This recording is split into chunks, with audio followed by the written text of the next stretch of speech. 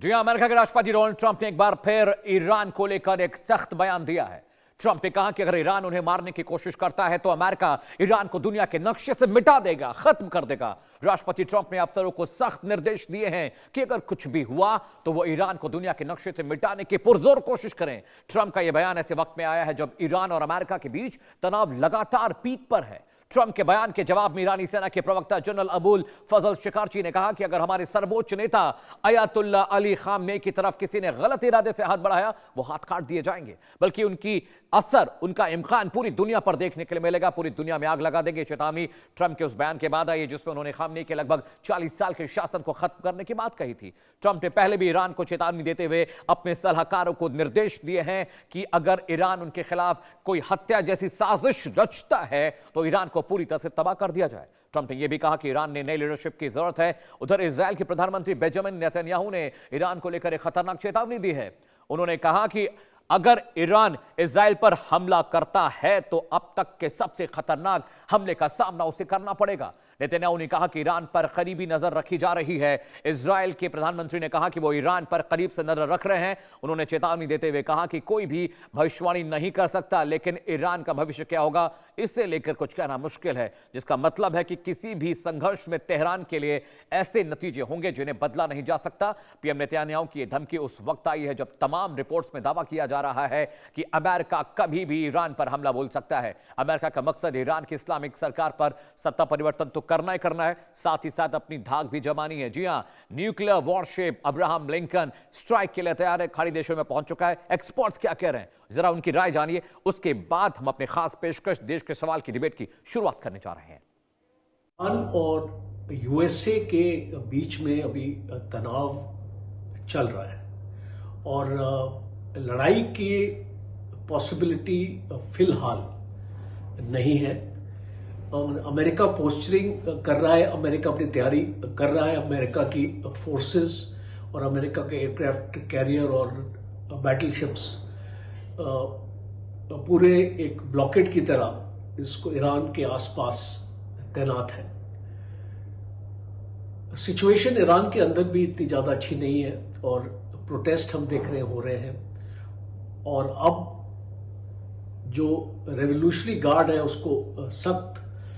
उसको ऑर्डर्स मिल चुके हैं कि इन प्रोटेस्ट को ख़त्म किया जाए। इसमें कोई दो राय नहीं है कि यूनाइटेड स्टेट्स ऑफ अमेरिका और इजराइल की ईरान के संदर्भ में सबसे बड़ी मंशा यही रहती है कि वहाँ पर 1979 से चली आ रही इस्लामिक रिजीम का पतन हो जाए और इस अपने लक्ष्य को हासिल करने के लिए यूनाइटेड स्टेट्स ऑफ अमेरिका और इजराइल समय समय पर रणनीतियाँ बनाते रहे हैं। वर्तमान समय में ईरान में जो आर्थिक विषयों को लेकर के, सामाजिक विषयों को लेकर के जो व्यापक असंतोष है, उसका लाभ यूनाइटेड स्टेट्स ऑफ अमेरिका उठाने की पूरी कोशिश कर रहा है। ईरान को लेकर अमेरिका का क्या रुख होगा शायद अमेरिका भी नहीं जानता, ये केवल और केवल ट्रंप जानते हैं। जहाँ तक हमारा ताल्लुक है हम केवल स्पेकुलेट कर सकते हैं, अनुमान लगा सकते हैं। मुझे साफ तौर पर नजर आता है ट्रंप ने एक किस्म से टैक्टिकल रिट्रीट किए। जब तक उनकी तैयारी पूरी नहीं हो जाती तब तक वो किसी प्रकार से हमला नहीं करेंगे, क्योंकि उनको साफ तौर पे खुफिया तौर पे पता लगा है कि रशिया और चाइना ने सीक्रेटली उनको कई प्रकार के हथियार दिए हैं जिसमें हाइपरसोनिक मिसाइल्स भी है। ईरान के अंदर जो आंतरिक युद्ध या कलह या संघर्ष चल रहा है उसको देखते हुए और अभी तक जो अमेरिका की भूमिका रही है जिसमें उसने ओपनली उनके राष्ट्रपति ट्रंप ने खुद उकसाया है कि भी आप लड़ते रहो ईरानियंस को और जल्दी ही मदद आ रही है, पर अभी तक मदद नहीं आई। तो सबको देखते हुए लोगों के मन में नेचुरली सवाल उठ रहे हैं सबसे पहले कि क्या अमेरिका झुक गया। तो आपने हमारे एक्सपर्ट्स को सुन लिया, जरा आप देश का सवाल सुन लीजिए, वो सवाल जिन पर 1 घंटे लगातार हम चर्चा करने वाले। सवाल नंबर 1 जो आपकी स्क्रीन पर आ रहा है, क्या ईरान पर अमेरिका बड़ा हमला करने वाला है? इस पर हम एक्सपर्ट्स के जरिए उनकी राय जानने की कोशिश करेंगे। देश के सवाल का सवाल नंबर 2, क्या ईरान का आखिरी वक्त आ गया है, जजमेंट डे आ गया है? सवाल नंबर 3 जिस पर एक्सपर्ट्स अपनी राय रखेंगे, क्या ईरान से ट्रंप की जान को खतरा है और इसीलिए उनकी सुरक्षा बढ़ा दी गई है? सवाल नंबर 4 आपकी स्क्रीन पर है, क्या ईरान पर हमले के बाद खाड़ी देश यूएस के खिलाफ हो जाएंगे जाएगी, लामबंद हो जाएंगे, काटल तैयार हो रहा है। और सवाल नंबर 5 जिस पर हम चर्चा करेंगे अपने एक्सपर्ट पैनल पर, क्या ईरान सीरिया और गजा बनने की कगार पर है? जिस तरह का हालात, जिस तरह की सिचुएशन वहां पर हो रही है, आने वाले वक्त में आखिर क्या कुछ होने वाला है? एक मुकम्मल ग्राफिक्स के जरिए अगले घंटे लगातार सारी इंफॉर्मेशन एक एक कर आपको एक डिटेल बताएंगे और समझाएंगे कि क्यों अमेरिका और इजराइल ईरान के साथ मुफ्तला होने जा रहे हैं। अब तक की ऐतिहासिक जंग, सबसे बड़ी जंग, वॉल पर पीछे ग्राफिक्स आ रहे हैं और वहां पर आपको हम समझाएंगे कि आखिरकार कैसे ये पूरा जो मसला, ये जो पूरी डिटेलिंग हम आपके लिए शो के दौरान करने जा रहे हैं, इसे देखने के बाद हमारा वॉल स्पेशल जो हम आपके लिए लेकर आप समझ जाएंगे। खलीफा का डेथ वारंट जारी हो गया, कैसे अमेरिका ने चेतावनी दी है। ट्रंप ने अमेरिकी आर्मी जनरल को आदेश दिए हैं कि भाई तैयार रहिए, किसी भी वक्त कुछ भी एक्शन लेना पड़ सकता है। उन्होंने कहा यूएस आर्मी के लिए स्पेशल प्रोटोकॉल जारी किया गया है और कहा गया है कि अगर अमेरिकी राष्ट्रपति को खतरा दिखता है आप एक्शन लीजिए। होमलैंड सिक्योरिटी ने ट्रंप का सिक्योरिटी प्रोटोकॉल सख्त कर दिया है। होमलैंड सिक्योरिटी राष्ट्रपति की सुरक्षा देखती है। सीक्रेट सर्विस ने भी अपना सुरक्षा प्रोटोकॉल, अपना घेरा बड़ा कर लिया है। Numbers of people who deployed for security has been raised. Trump को मारने की कोशिश की तो नक्शे से मिट जाएगा ईरान। ये बात अमेरिका व्हाइट हाउस ने एक चेतावनी जारी की है तेहरान के लिए कि अगर ट्रंप पर आंच आई तो ईरान नक्शे से गायब हो जाएगा। ट्रंप ने भी अमेरिकी आर्मी जनरल्स को यह बात कह दी है कि भाई समझ लीजिए, अगर मुझे खतरा होता है, मेरे ऊपर अगर हमला होता है, ईरान को साफ कर देंगे, नक्शे से खत्म कर देंगे। अगला ग्राफिक्स आपको फटाफट दिखाते हैं स्क्रीन पर, जिसके जरिए आप और डिटेल समझे। ईरान की धमकी भी आई है, third world war coming soon, यानी अमेरिका ने धमकी दी तो ईरान कहां पीछे रहने वाला। तो उन्होंने कहा कि ट्रंप जो धमकी दे रहे हैं उनका सबक सिखा देंगे, खामने की तरफ से बढ़ने वाले हाथ काट दिए जाएंगे। वहां के जनरल कह रहे हैं गलत इरादे से हमला हुआ तो अमेरिका को तबाह कर देंगे, बर्बाद कर देंगे। सुप्रीम लीडर की तरफ अगर हाथ बढ़ा तो छोड़ेंगे नहीं। उन्होंने यह भी कहा कि दुनिया में भी आग लग जाएगी, सिर्फ अमेरिका और इजराइल बर्बाद नहीं होगी, पूरी दुनिया में इस जंग का असर, इंपैक्ट, आफ्टरमाथ देखने को मिलेगा। ट्रंप की धमकी के बाद ईरानी जनरल शिकारची लगातार बयान दे रहे हैं। उन्होंने भी एक बात कही है कि अगर सुप्रीम लीडर की तरफ कोई हाथ बढ़ा तो वो हाथ वो काट दिया जाएगा। अगला ग्राफिक्स फटाफट आपको स्क्रीन पर दिखाते हैं,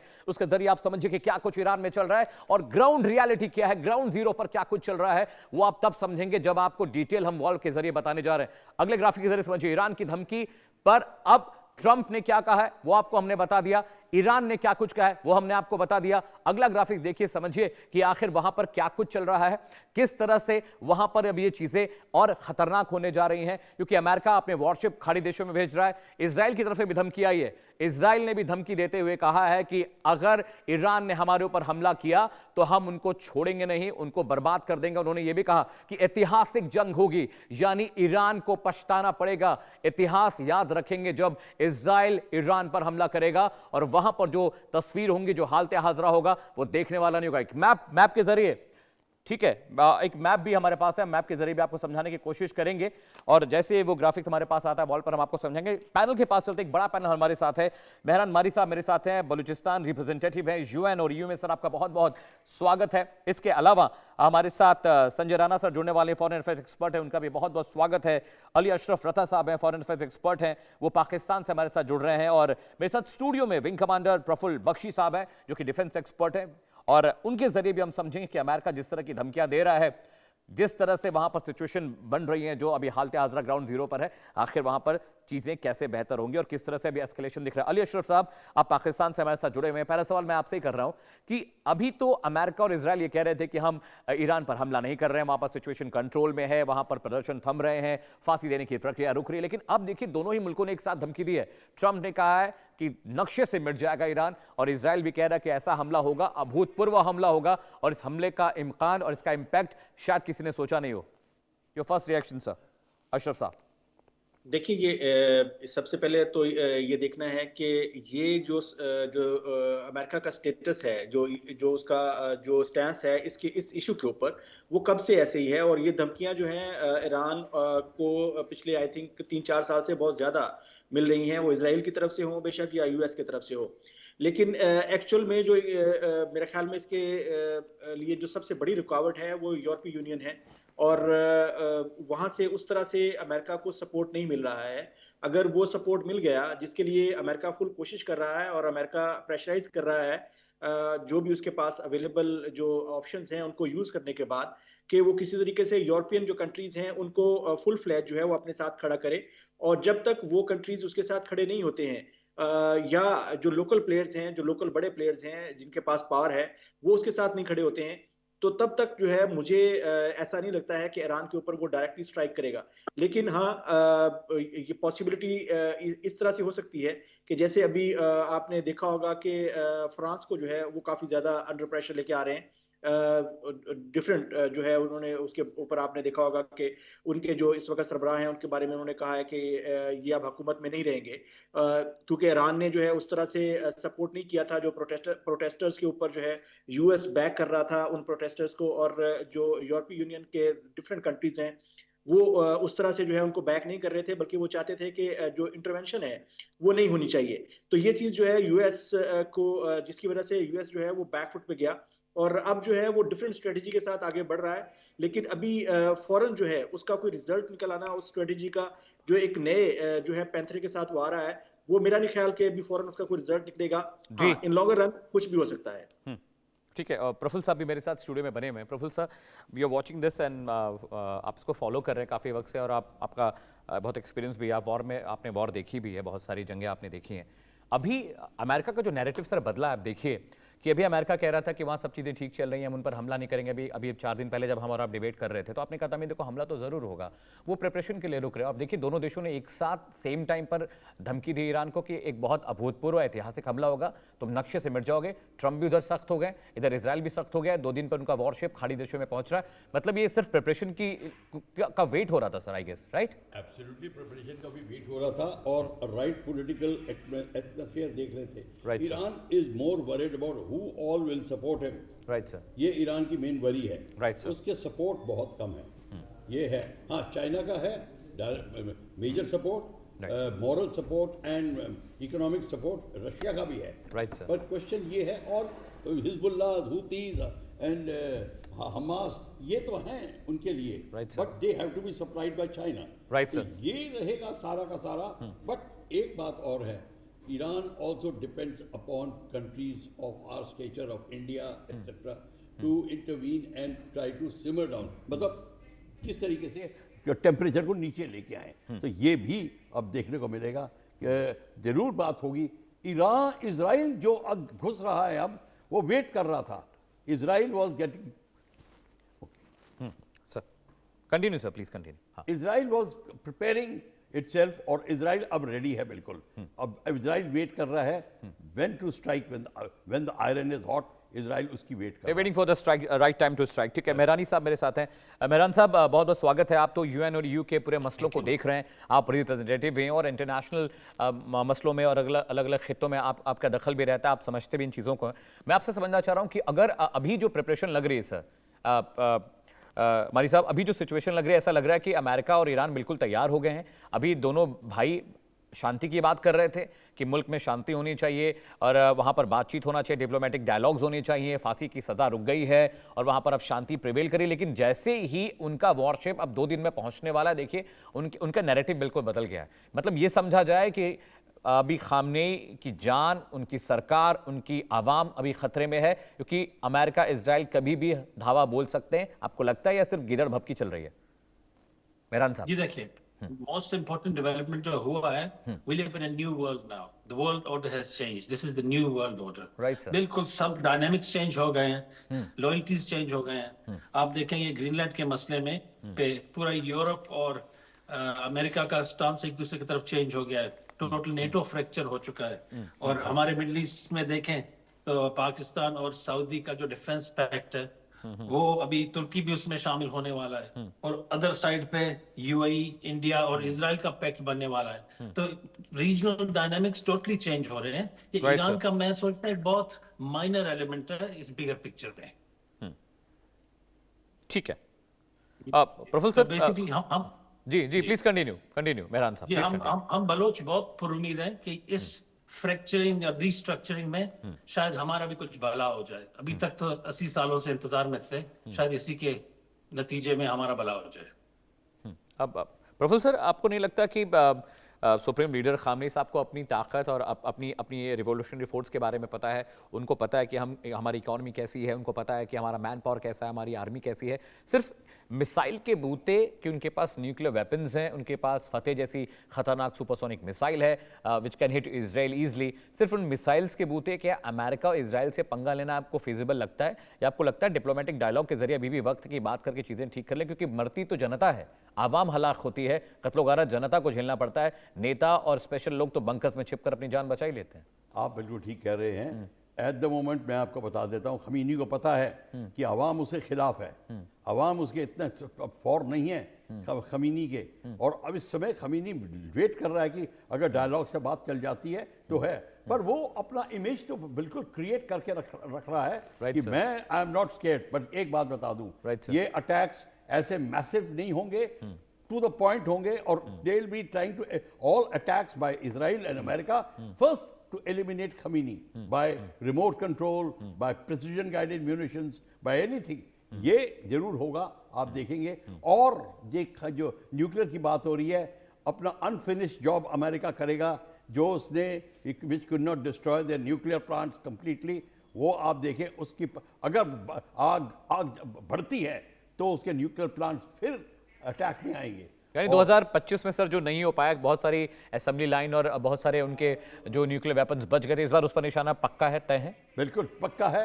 और दे आर नॉट गोइंग, वो वेपन ग्रेड यूरेनियम निकाल के ले गए, कोई बात नहीं, पर इस समय they will do something which will be very serious. ये तो करेंगे, और उनकी क्योंकि उसी की हेकड़ी के ऊपर और ईरान जब जम रहा है। पर एक बात बता दूं, मिसाइल सबके पास है, राइट सर, और सबके पास इतनी रेंज है कि दूसरी कंट्री में जा सकते हैं। न्यूक्लियर अटैक नहीं होगा, आप ये बात मान के चलिए, न्यूक्लियर अटैक नहीं होगा, ये it will B conventional warfare. और पूरा का पूरा जो एयरक्राफ्ट कैरियर एंड ग्रुप आ गया है, सबमरीन्स आ गई हैं, अब ईरान भी उनके शिपिंग्स को अटैक करना शुरू करेगा। ये भी शुरू हो गई, बात हो गई, अब कहीं ना कहीं से करेगा। और हम पुरानी चीज दोहरा रहे हैं, Saudi Arabia, Egypt etcetera and Qatar will not take direct action at all from either side, ना ईरान की साइड से ना अमेरिका की साइड से। बट आप देखेंगे कि दे विल ट्राई टू, ये हूती, हमास और हिजबुल्लाह है, इनकी कार्रवाई को ये रोके। 3 H's of terrorism, right sir. Ashraf साहब, एक बात, एक मसला, एक मसाइल ये भी है कि पाकिस्तान अमेरिका के रिश्ते जिस तरह के हैं, आप लोगों के बीच एक अच्छा कम्युनिकेशन हो रहा है, और आप लोग इस्लामिक नेटो के बारे में वाबस्ता, आप लोग उसके बारे में बात करते हैं, आप उसकी प्रमोशन की बात करते हैं। सऊदी के साथ आपका एक अग्रीमेंट हुआ है, अब टर्की भी उसमें शामिल हो रहा है। देखा जाए तो इस्लामिक कंट्रीज के लिए Pakistan is a big face. Ashraf साहब, तो पाकिस्तान इंटरवेन क्यों नहीं कर रहा? पाकिस्तान क्यों नहीं कम्युनिकेशन दोनों मुल्कों के बीच करा देता? पाकिस्तान चुपचाप बैठा हुआ है। पाकिस्तान के करीब इराक है, ईरान है, और ये जो मुस्लिम राष्ट्र खाड़ी देश है, अगर पाकिस्तान लीड करना चाहता है थर्ड वर्ल्ड कंट्रीज या मुस्लिम वर्ल्ड्स को, तो कम से कम डायलॉग तो इनिशिएट करे।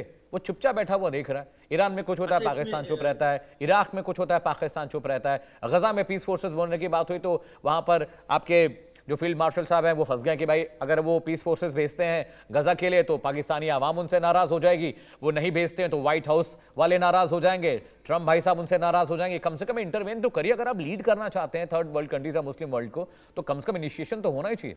अशरफ में आप दुरुस्त कह रहे हैं। डेफिनेटली पाकिस्तान का जो रोल है थर्ड वर्ल्ड कंट्रीज या मिडिल ईस्ट या मुस्लिम कंट्रीज के अंदर, वो एक हमेशा से जो है वो एक बड़ा इंपॉर्टेंट रहा है, और पाकिस्तान ने वो रोल प्ले भी किया है in recent past and far past. So लेकिन बात ये है कि अभी जो न्यू वर्ल्ड ऑर्डर की बात कर रहे थे मेहरान, ये बिल्कुल दुरुस्त कह रहे हैं, क्योंकि अभी आप देखें कि जो वर्ल्ड पावर्स हैं वो दुनिया के अंदर अपनी जो प्लेसमेंट्स हैं या अपनी जो स्ट्रेटजिक पोजीशंस हैं वो चेंज कर रहे हैं, या वो नई जो पावर्स हैं वो उनके लिए कोई स्पेस नहीं छोड़ने देना चाहता अमेरिका, और इस वजह से वो अपने एक्सपेंशन के मोड में है इस वक्त।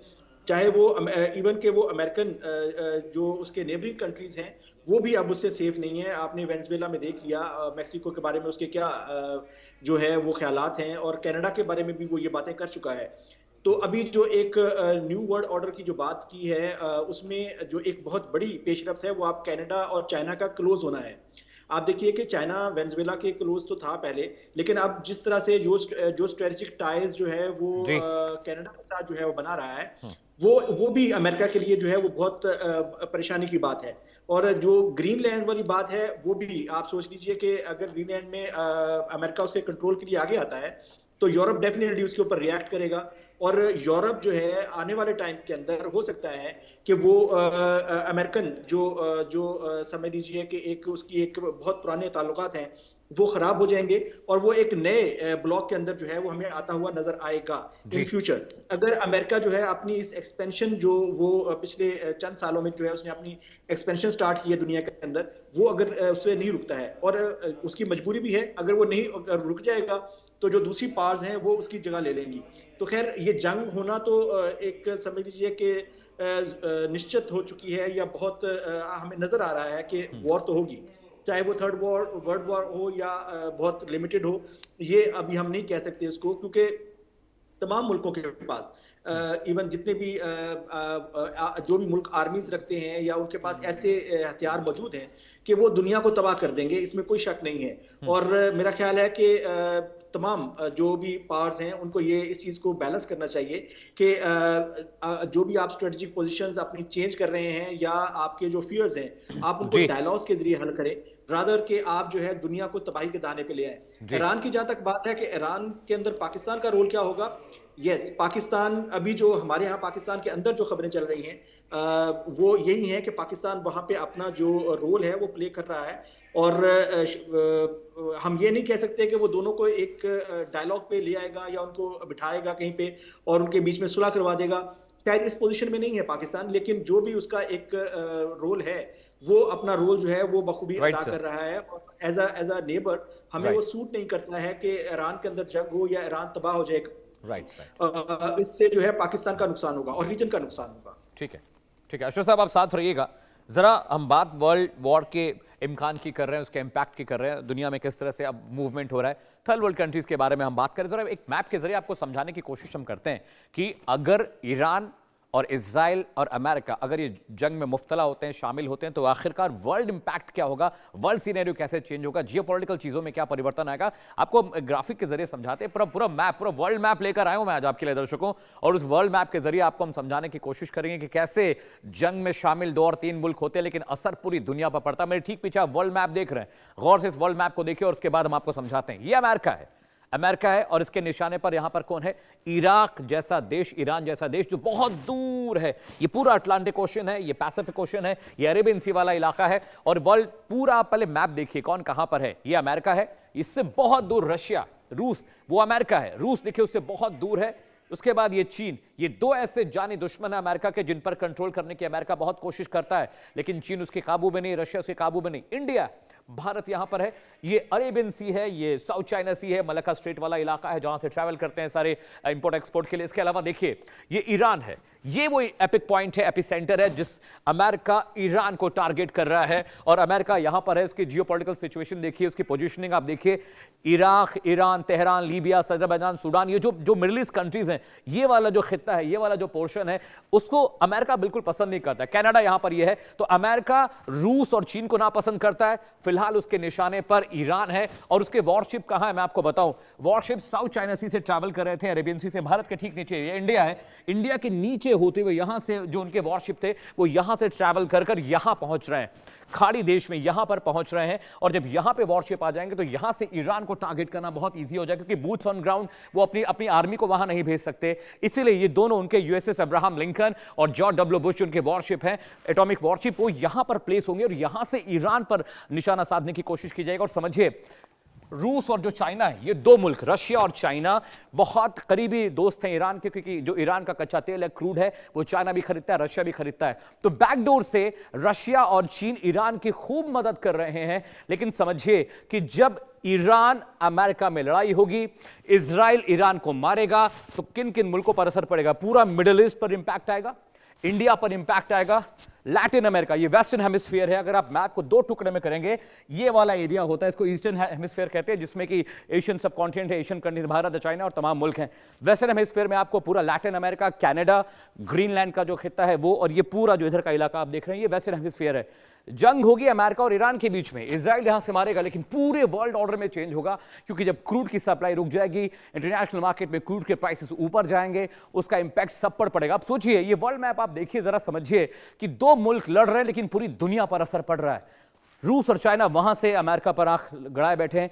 ग्रीनलैंड वाला इलाका है, अमेरिका यहां पर अपने गोल्डन एम सिस्टम को, अपने एयर डिफेंस सिस्टम को इंस्टॉल करना चाहता है। अब सोचिए, ग्रीनलैंड से रशिया भी बहुत पास है, ग्रीनलैंड से चाइना को भी मॉनिटर किया जा सकता है, लेकिन अमेरिका को डर यह लगता है कि अगर रशिया या चाइना ग्रीनलैंड पर कब्जा कर लेते हैं तो अमेरिका पर हमला बहुत आसान हो जाएगा। और इसीलिए पुरजोर कोशिश अमेरिका कर रहा है कि ग्रीनलैंड वाला जो इलाका है, ये अटलांटिक ओशन वाला जो इलाका है, ये जो पोर्शन है, ये जो खिता है, यहां पर अमेरिका अपना कंट्रोल चाहता है। हालांकि अमेरिका के ऑलरेडी यहां पर बेसेस हैं, यहां पर उनकी आर्मी है, लेकिन फिर भी गोल्डन डोम जो एयर डिफेंस सिस्टम है, आयरन डोम की तरह, उसके इंस्टॉलेशन का बहाना बनाकर वो नाटो से भी लड़ रहा है और तमाम जो उसके साथी मुल्क है, जो दोस्त मुल्क थे, उनके साथ भी उससे अब तू में करनी पड़ी। लेकिन समझिए, ये वर्ल्ड ऑर्डर है और ये वर्ल्ड मैप देखकर आप समझ जाएंगे कि आखिरकार दुनिया में क्या होगा जब ईरान, अमेरिका, इजराइल आपस में जंग में मुब्तला होंगे। लेकिन समझिए, एक पैनल मेरे साथ, बड़ा पैनल मेरे साथ जुड़ा हुआ है। मैं मेहरान साहब के पास जाऊंगा। मेहरान साहब, आप तो यूएन के तमाम चीजों को फॉलो कर रहे हैं, देख रहे हैं, लेकिन यूएन की दखल अंदाजी बिल्कुल नहीं के बराबर लग रही है। ऐसा लग रहा है यूएन को फर्क ही नहीं पड़ता। जी, ट्रंप के बहुत दिलचस्प अल्फाज है जो उन्होंने कहा कि ये पीस कमिटी को लार्ज स्केल पर यूएन का रिप्लेसमेंट बनाएंगे, which really makes sense. UN ने आज दिन तक किसी मसले का हल नहीं ढूंढा, वो एक बिनाइन ऑर्गेनाइजेशन है। तो ट्रंप का एक ही बात में रखा, सेंसिबल बात इसने किया कि इसका पीस कमिटी रिप्लेस करेगा यूएन को। Right sir. जी, अभी आप देखें, एक चीज मेरे ख्याल में मुसलमान मुल्कों को या ओआईसी को उस गलतफहमी से निकलना चाहिए कि वो इस्लामिक बॉम्ब वाला फेज गुजर गया। ये सऊदी पाकिस्तान डिफेंस पैक्ट के जरिए मेरे ख्याल में अमेरिका ने पाकिस्तान के न्यूक्लियर अपने कंट्रोल में लाए हैं। तो no more Muslim power has any nuclear bomb मेरे असेसमेंट में। तो ये गलतफहमी से सबको निकलना चाहिए। अभी जितने भी न्यूक्लियर पावर्स हैं या वर्ल्ड पावर्स हैं, उसमें मुसलमान का बड़ा ज्यादा दखल अंदाजी नहीं है। रीजन आग जलेगा सारे मुसलमान मुल्कों पे। That's the plan. अगर थर्ड वर्ल्ड वॉर होगा, the ground will be burning in the Muslim countries, i.e. the Middle East. Professor sir, चूंकि स्ट्रैटेजिक मामला है और मैं ज़्यादा सवाल आपसे इसलिए भी पूछ रहा हूँ क्योंकि आप ज़्यादा बेहतर समझा पाएंगे। आपने वर्ल्ड मैप पे हमने जो चीज़ें बताई सर, ग्रीनलैंड वाला मसला था, ईरान, इराक और वो जो मिडिल ईस्ट वाला मसला मैं दर्शकों को बता रहा था। अब अमेरिका जितने भी crude producing, oil producing company, OPEC countries है, अमेरिका उन पर आई किया हुआ है। अमेरिका ये चाहता है किसी न किसी बहाने वहाँ पर ऐसे सिचुएशन हो, एस्केलेशन हो कि वहाँ पर उसको कब्जा करने के लिए, हमला करने के रीज़न मिल जाए। लेकिन बड़ा सवाल ये भी है सर, खामनेई साहब बात भी तो नहीं कर रहे हैं कि कम से कम बातचीत कर लो, डिप्लोमेटिक डायलॉग के जरिए बात कर लो, मीडिएशन करा लो। तुर्की आपके साथ खड़ा है, आपके साथ कतर खड़ा है, सऊदी अरब आपके साथ खड़ा है और ये सब अमेरिका के फ्रेंडली कंट्रीज हैं। आप उनके जरिए क्यों नहीं कम्युनिकेशन करते हैं? क्यों पब्लिक को कुर्बान कर रहे हैं? क्यों वहाँ पर हम कसाईयों की तरह लोग काटे जा रहे हैं और आप अंदर बंकर में बैठे हुए बाहर आते हैं, अमेरिका को गाली देते हैं, चले जाते हैं? बात सर ये है, आप बिल्कुल ठीक कह रहे हैं, बट जो बाकी कंट्रीज हैं, राइट सर, वो आर दे ट्राइंग टू, वो जोर लगा रहे हैं, वो परसू कर रहे हैं खमीनी को। देखिए, वहाँ पे भी सुन्नी और शिया का मामला आ रहा है, वेदर वी लाइक इट और नॉट, हम लोग सुनना नहीं चाहते, पर ये शिया सुन्नी का मामला आ रहा है, उसको लेकर भी ये प्रॉब्लम आ रही है।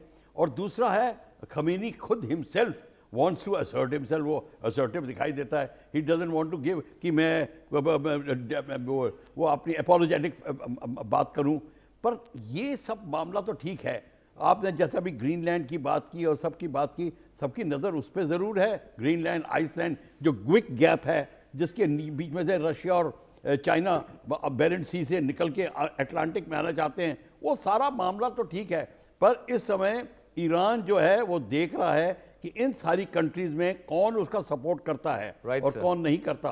वो वेट कर रहा है, वो एक्शन नहीं लेगा जिसको डायरेक्टली। हाँ, वो ये कह रहा, अगर मेरे पे एक्शन हुआ तो मैं आपको मटिया मेट कर दूंगा। वो तो खैर वो तो कहना एसओपी है, वो तो उसको कहना ही पड़ेगा। पर मैं एक और बात बता दूं, इस समय आप इजराइल और जो अमेरिका का जो गठबंधन है, दे आर वेरी कीन कि अगली बाउट स्टार्ट हो। और स्टाउट करने के लिए उनको बड़ा एक रियलिस्टिक सिनारियो चाहिए। वो रियलिस्टिक सिनारियो बन नहीं रहा है। तो वो एक बार रियलिस्टिक सिनारियो बनेगा, इजराइल एंड अमेरिका ने अटैक करना है लिमिटेड ईरान के करेगा, और वो अपना उनको ईरान को जिसको और नीचे डुबो देगा। ईरान ने गलती ये कर दी है कि उसने अपने सेपरेटिस्ट एलिमेंट जो खुर्दिश है इराक में है, उनको अपना एलिनेट करना शुरू कर दिया। अब वो लोग मिलके अमेरिका से और उसको प्रॉब्लम देंगे। तो ईरान ने अपनी डिप्लोमेसी में थोड़ा सा उसको पॉलिश अप करना पड़ेगा, नहीं तो ईरान की इस समय बहुत प्रॉब्लम आने वाली है। एब्सोल्युटली वो एलिनेट हो चुका है बाकी कंट्री से। Right sir, point again sir. Ashraf साहब, एक सवाल ये भी खड़ा होता है कि अमेरिका के डिप्लोमेटिक जो डायलॉग्स हैं उसके बारे में तो हम बात कर रहे हैं, लेकिन अभी जो ईरान में हो रहा है, कल को वो इराक में हो सकता है, वो कतर में हो सकता है, वो बाकी जो मुस्लिम कंट्रीज है वहाँ हो सकता है, और पाकिस्तान के साथ चूंकि आप अभी अमेरिका के एलाई हैं, क्योंकि बगराम एयरपोर्ट आपके यहाँ से चला गया, अफगानिस्तान में आप हैं नहीं, चाइना को आपको मॉनिटर करना है, रशिया को आपको मॉनिटर करना है। आपको पता है कि अमेरिका का इतिहास रहा है कि बहुत मौका परस्त, बहुत मतलबी राष्ट्र ये रहा है। अब जब जिससे हित सध जाता है उसके साथ प्यार हो जाता है, हित खत्म हो जाता है, मोहब्बत फना हो जाती है, मोहब्बत खत्म हो जाती है। तो पाकिस्तान कब तक अमेरिका की गोदी में खेलता रहेगा, या अगर गलत शब्द का इस्तेमाल कर रहा हूं तो कब तक आप प्लीज करते रहेंगे ट्रंप साहब को, ट्रंप साहब आपको प्लीज करते रहेंगे? इसका कोई एक सोल्यूशन होना चाहिए ना, कि आप कंट्रोल क्यों हो रहे हैं किसी से? आप आवाज बुलंद करिए ना अगर ईरान में गलत हो रहा है तो। अच्छा, इसमें जो सबसे पहले तो बात यह है कि जो मुल्कों के दरमियान जो ताल्लुकात होते हैं वो कभी भी इमोशंस के ऊपर नहीं होते या प्यार मोहब्बत के नहीं होते। वो हमेशा मफादात के ताल्लुकात होते हैं। जहाँ पे जिसका मफाद होगा वो आके जो है वो उसको जरूर टच करेगा या उससे मिलेगा या अपनी जो भी ऑफर्स होंगी वो जरूर करेगा उसको। इसी तरह जो हर मुल्क के पास जो है अपनी एक स्ट्रेंथ होती है, वो उस स्ट्रेंथ के जरिए जो है बार्गेन करेगा, और दूसरा जो है वो अपनी जो भी उसके पास अवेलेबल चीजें हैं वो चीजें ऑफर करेगा। तो पाकिस्तान और यूएस का मामला नहीं है, पूरी दुनिया में ऐसा ही होता है। अभी आप देख लें कि इंडिया के साथ जो है यूएस क्या कर रहा है, 500% जो आपके वो लगा रहा है, वो क्यों लगा रहा है? हमको इससे हैप्पी नहीं है, लेकिन हमें पता है कि वो उससे क्या चाहता है। वो उससे एक क्लियर जो है एक सपोर्ट चाहता है। इसी तरह पाकिस्तान से भी जो है वो डेफिनेटली जो चीजें हैं, अभी उसने देखा पाकिस्तान को जो 75 कंट्रीज जिनको इमिग्रेशन के पाबंदियां लगाई हैं उसमें पाकिस्तान को भी शामिल कर दिया। इवन पाकिस्तान उसके बहुत क्लोज था। तो उसके पीछे रीजन थी कि पाकिस्तान ने जो है ग्रीनलैंड के ऊपर जो है क्लियर स्टांस नहीं लिया और उसकी साइड पे आके खड़ा नहीं हुआ। तो ये देखें, ये चीजें गिव एंड टेक जो है कंट्रीज के बीच में चलता रहता है। लेकिन जो ईरान की सिचुएशन है, इस पे इजराइल अगर हमला करता है या अमेरिका हमला करता है तो ये किसी भी रीजनल प्लेयर के लिए जो है ये कोई अच्छी न्यूज नहीं है। वहां पे खामनेई मर जाएगा तो वहां पे ऐसा नहीं होगा कि सुकून आ जाएगा। ये चीज हम पिछले 30 साल के अंदर जो है वो मिडिल ईस्ट के अंदर देखते आए हैं। हुकूमतें चेंज हुई हैं, इराक के अंदर ऑलरेडी हो चुका है, लीबिया के अंदर हो चुका है, सूडान के अंदर आपकी क्या सिचुएशन है। तो ये चीजें जो हम देखते आए हैं। लेकिन कहानी ये है कि अब ये जो न्यू वर्ल्ड ऑर्डर है, ये कब जो है अपनी जो बैलेंसिंग है या अपनी जो स्ट्रेटेजिक पोजीशंस है ताकतवर मुल्कों की, जो बड़ी पावर्स हैं उनकी, उस वक्त तक जब तक उनकी स्ट्रेटेजिक पोजीशंस क्लियर नहीं होती हैं, जब तक उनकी प्लेसमेंट्स क्लियर नहीं होती हैं, उस वक्त तक ये जंग जारी रहेगी। कभी वो ईरान में होगी, कभी वो इराक में होगी। और ये आप याद रखिएगा कि अगर ईरान के ऊपर कब्जा होता है या ईरान के ऊपर जो है वो ईरान को तबाह कर दिया जाता है तो बात यहाँ पे रुकेगी नहीं। उसके बाद नेक्स्ट नंबर जो है वो किसी और मुल्क का भी हो सकता है। आप देख लीजिए कि इंडिया के लिए भी कोई इतनी अच्छी खबर नहीं है। इंडिया भी एक माजी में जो हिस्टोरिकल जो एक तारीख रही है उसमें इंडिया भी जो है वो भी हमेशा हमलों की जद में रहा है। तो इसलिए किसी भी रीजनल मुल्क को मेरे ख्याल में इसमें खुश नहीं होना चाहिए, बल्कि ईरान के साथ खड़े होने का टाइम है, ईरान को जो है सपोर्ट देने का टाइम है। अशरफ साहब, कौन खड़ा होगा? कौन बोल रहा है? कोई तो नहीं बोल रहा है। कम से कम सऊदी ने बोला, कतर ने बोला, आप लोग भी तो कम से कम अपनी आवाज बुलंद करिए, बात करिए। आपका पड़ोसी मुल्क है, आपके अच्छे रिश्ते उनके साथ रहे। कम से कम अमेरिका के सामने आपके फील्ड मार्शल साहब बात तो कर सकते हैं। कम से कम एक बात तो पॉइंट रखें, कम से कम एक बयान तो जारी करें। एकदम चुप्पी है, एकदम चुप्पी है। देखिए, आप दुरुस्त कह रहे हैं कि आपको लग रहा होगा कि शायद आवाज नहीं उठा रहे हैं। माजी के अंदर भी मैं शायद आप ही के किसी एक इंडियन चैनल पे भी मैं ये बात कर चुका हूँ कि माजी में जब यूएस जो है वो डायरेक्ट अटैक करने वाला था ईरान के ऊपर, तो पाकिस्तान डेफिनेटली उसने एक बहुत बड़ा स्टांस लिया था और वो स्टैंड लिया था और ईरान के साथ खड़ा हो गया और उसने आके पब्लिकली जो है ठीक है साहब, मुझे तो देखा नहीं वो स्टैंड। मेहरान साहब ठीक है, बता रहा हूँ आपको, शौकत अजीज साहब उस वक्त वजीर आजम थे। उन्होंने ये बयान दिया था कि अगर ईरान पे हमला हुआ तो हम साथ खड़े होंगे। तो ये आने वाले टाइम में अगर ये अशरफ साहब, ये सिर्फ कहने की बात है या ये सिर्फ डिप्लोमेटिक डायलॉग है? मेहरान साहब, आपने भी कभी देखा कि पाकिस्तान ने कभी ईरान के लिए आवाज बुलंद की और कहा कि अगर ईरान पर हमला होगा तो साथ खड़े हैं? कम से कम अभी बातचीत तो हो ही नहीं रही है। और साथ खड़े होने की बात तो बहुत दूर की है। Have you ever seen it, sir? Have you ever seen it happen? Absolutely not. It never happened and it will never happen because Pakistan तो खुद ही एक सैटेलाइट स्टेट है अमेरिका का। Right. तो वो कैसे ऐसा बोल सकता है? Satellite state. और मतलब it's not a possibility. Right. Right. अभी मेहरान साहब वहां पे जो भी है ये EU भाई साहब, ये इनकी खामख्याली है कि पाकिस्तान का वो पाकिस्तान ने, आपने पिछले 10 साल की आप उसके साथ रिलेशन देख लें, आप अफगानिस्तान के ऊपर जो है पाकिस्तान का रोल देख लें, किस तरह से पाकिस्तान ने जो है वो यहाँ से यूएस को भगाया है, इससे पहले रशिया को भी भगाया है। अशरफ साहब, आप ये बात कह रहे हैं ऑन रिकॉर्ड कि पाकिस्तान ने अमेरिका को भगाया है। प्रफुल्ल सर, पिछले 40 साल से आप आर्मी में हैं सर, आप एयरफोर्स में, आप देख रहे हैं क्या अमेरिका को भगाने की हिम्मत पाकिस्तान के भीतर है? एबटाबाद में घुसकर ऑपरेशन करते हैं अमेरिकन मरीन कमांडर। अशरफ मियां, I don't buy this. Ashraf मियां, मैं इस चीज को नहीं मानता। प्रफुल्ल सर, मैं इस बात को ध्यान से सुनिए। Pakistan has never ever opposed America. हाँ, जरूर है। एक बार जब नेटो की अटैक हुए थे पाकिस्तान के विलेज पे, तब पाकिस्तान ने आवाज उठाई थी। वो जब अफगानिस्तान से में प्रॉब्लम चल रही थी, वो मेरे को पता है। पर otherwise Pakistan has never opposed America. Pakistan has to, and at the moment America wants to use Pakistan in case वो अटैक करना है उसको seriously on ईरान।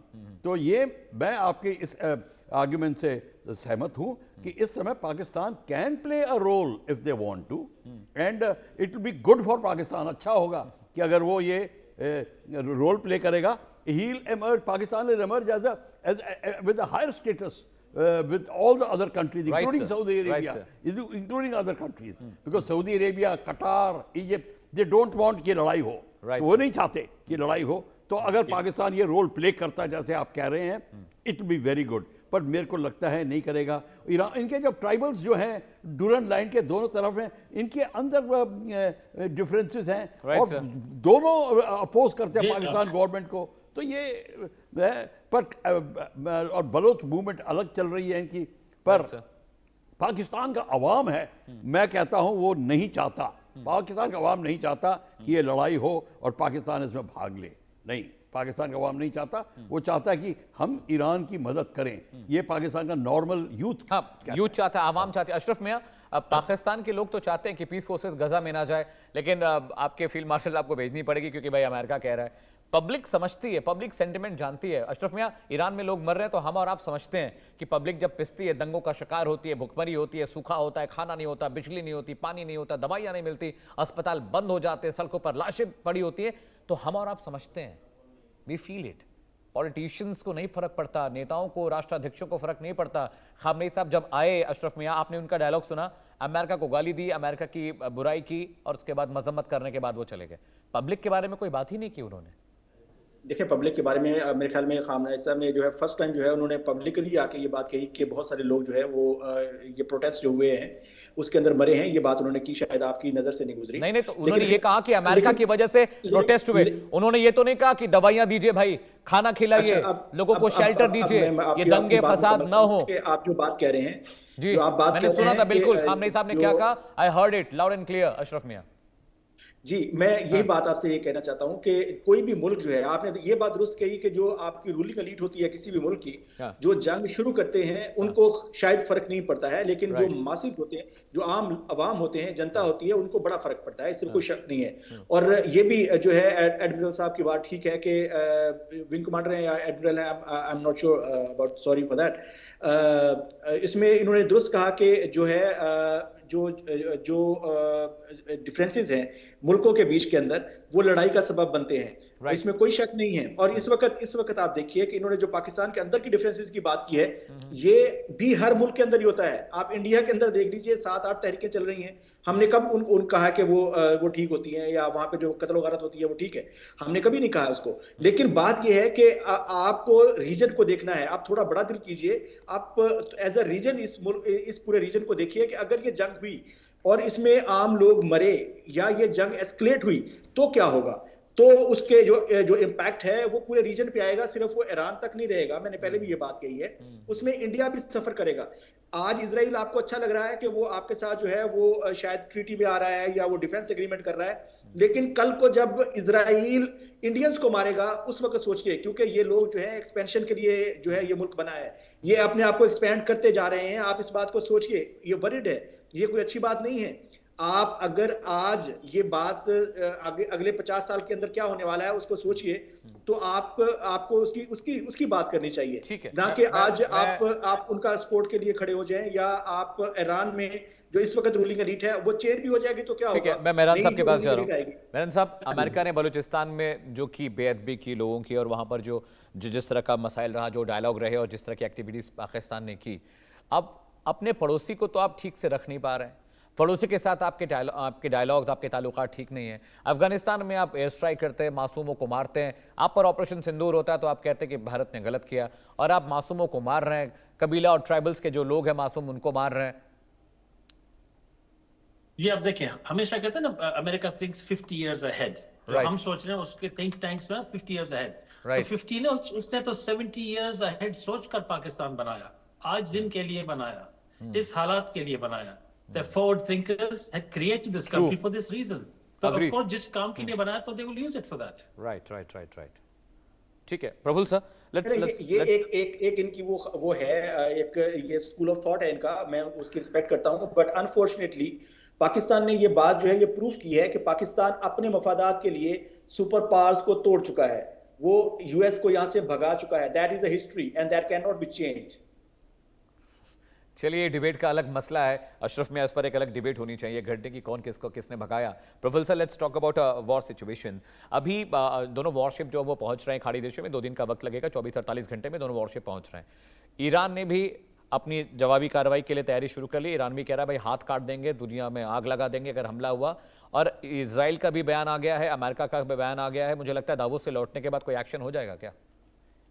देखिए ऐसा है, अब एक्शन होने के लिए एक वो इग्नाइटिंग पॉइंट चाहिए होगा। Right sir. वो ज़रूर है, पर अगर ईरान सोच रहा है कि वो उनके एयरक्राफ्ट कैरियर्स एंड शिप्स को उड़ा देगा, उसके देखिए इनको अटैक करने के लिए आपको एयर पावर की ज़रूरत होती है। Right sir. हाँ, मिसाइल कब करेगा, मिसाइल से ज़रूर इस्तेमाल करेगा, पर उसके पास में मिसाइल की एक्यूरेसी और मिसाइल का इंटरसेप्शन का सारा जो दारोमदार है वो अमेरिका की फ्लीट के पास में है। Right, sir. They all the missiles can be intercepted.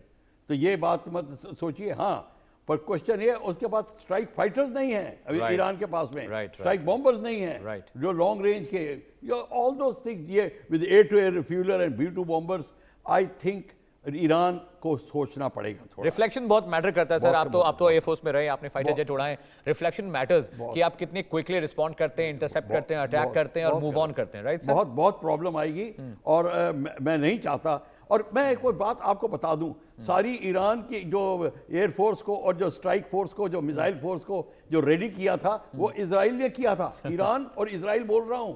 और उनके अभी तक जब इराक से लड़ रहा था ईरान, 8 साल इजराइल ने उनकी मदद करी विदाउट फाइटिंग। सारा का सारा टेक्नोलॉजी दी, सबको दिया, ये मैं मानता हूं। और हमास अभी भी गढ़ बना के बैठा हुआ है वहां।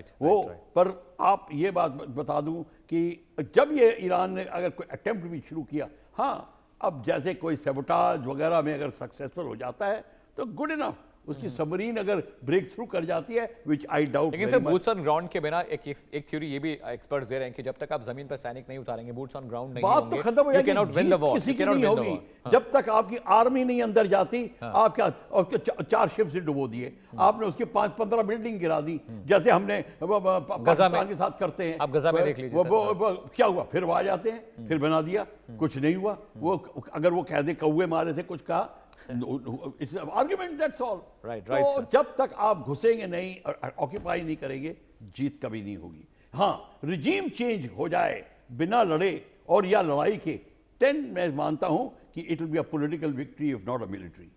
चलिए, बहुत बहुत शुक्रिया आप तमाम मेहमानों का। मेहरन सर बहुत बहुत शुक्रिया, आप हमारे साथ जुड़े। अली अशरफ साहब आपका भी बहुत बहुत शुक्रिया। प्रफुल्ल सर आपका